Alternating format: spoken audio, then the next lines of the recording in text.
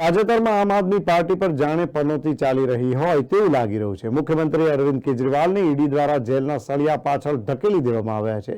પરંતુ આ બધા વચ્ચે તાજેતરમાં સાંસદ સંજય સિંઘને સુપ્રીમ કોર્ટે જામીન આપી દીધા છે। આ સમાચાર વહેતા થતાં જ સમગ્ર દેશમાં આમ આદમી પાર્ટીના કાર્યકરો અને નેતાઓમાં ખુશીનો માહોલ જોવા મળ્યો। ખાસ કરીને વાત કરીએ તો ગુજરાતમાં લુણાવાડાના થાણા સાવલી ખાતે આપના કાર્યાલય ઉપર ફટાકડા ફોડી અને મીઠાઈઓ ખવડાવી ખુશી વ્યક્ત કરવામાં આવી હતી, જેમાં આમ આદમી પાર્ટી તેમજ કોંગ્રેસના હોદ્દેદારો અને કાર્યકરો હાજર રહ્યા હતા। સત્યમેવ જયતે, સત્યનો હંમેશા વિજય થતો હોય છે।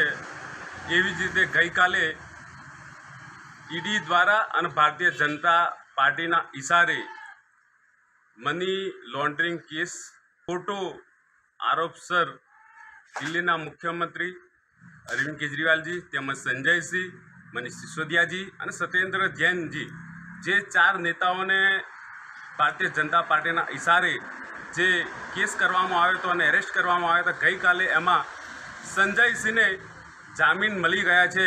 એનો સીધો મતલબ છે કે જે મની લોન્ડરિંગ કેસ છે એ બિલકુલ ખોટો છે। અનેક વખત પુરાવા કોર્ટની અંદર ઈડી પાસે માગવામાં આવ્યા હતા, તો પણ કોઈ કોર્ટની અંદર પુરાવા ન મળવાના કારણે ગઈકાલે જે સંજયસિંહને જામીન મળ્યા છે એ એક પુરાવા જ છે કે એ ખોટો કેસ છે। અમને વિશ્વાસ છે કે આવનારા દિવસોમાં પણ અરવિંદ કેજરીવાલજી, મનીષ સિસોદિયાજી અને સત્યેન્દ્ર જૈનજી પણ નિર્દોષ જાહેર થશે।